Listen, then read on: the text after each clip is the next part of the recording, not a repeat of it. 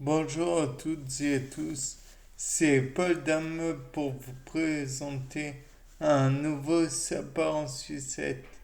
Et aujourd'hui, je me suis fait la remarque pour que Nancy puisse avoir une action optimale ou je ne sais plus comment on appelle ça.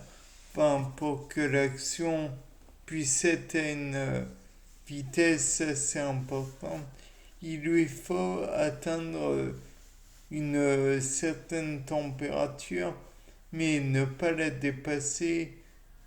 Enfin bref, dans tous les cas de figure, je me suis dit que certaines plantes pouvaient éventuellement profiter de la décomposition de d'autres plantes pour finalement arriver à une température suffisante pour faire des principes biologiques tels que la reproduction, par exemple.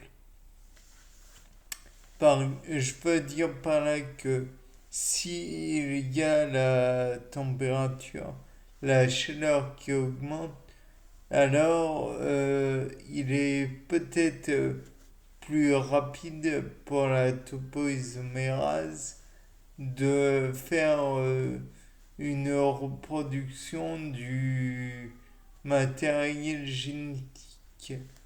Tout comme il est sûrement probablement plus facile de faire certaines actions comme avec l'hélicase ou d'autres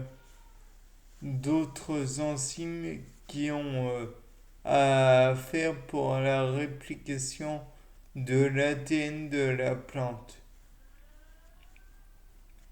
Donc de là, on peut se dire que la chaleur est importante et dans ce cas, on peut se demander où est-ce qu'elle pourrait puiser cette chaleur à la plante. Donc d'après moi, il y a plusieurs possibilités et dont la décomposition. La décomposition de matière organique, comme vous le savez, donne de l'énergie et cette énergie est dissipée sous forme de chaleur parfois. Donc j'imagine que en comment dire en produisant de la chaleur lors de la décomposition, ça, comment dire, ça augmente la vitesse de réaction de la création d'une graine, ça augmente la fusion entre les étamines et le pollen et d'autres phénomènes utiles pour produire la graine, le fruit aussi, pour qu'elle se gorge de sucre et soit assez attirant pour les autres, pour les animaux. Peut-être même que en augmentant la vitesse de réaction, ça produit comment dire, des phénomènes d'attirance et d'expulsion chez l'animal, dans le sens où il est attiré par la plante, par peut-être son parfum, et rejeté, donc dans le sens où quand il a avalé la graine, peut-être qu'il rejette massivement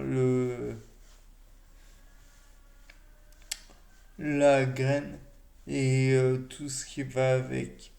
Donc de là, on peut se dire peut-être que finalement la chaleur est un facteur de croissance pour les plantes et du plus, comment dire, du début à la fin.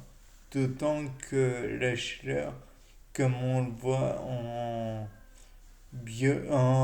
chimie, c'est un facteur cinétique, donc qui augmente la vitesse des réactions.